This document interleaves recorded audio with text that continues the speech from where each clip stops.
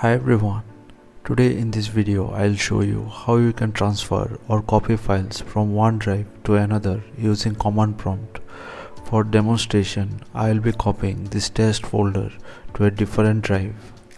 So let's get started. To begin, simply search for command prompt, right click over it and run it as administrator. Now type in this command. Here D is my source path and E is the destination drive.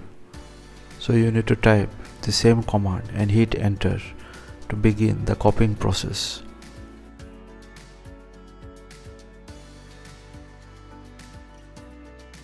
That's it, the job is done. Now if I show the drive, you can see that all of the contents of the test folder are copied. Now if you want to keep these files organized in a particular folder, simply go to CMD and make a small change in the command.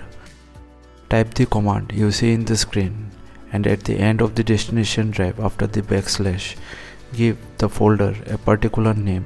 I am giving the folder a name of backup.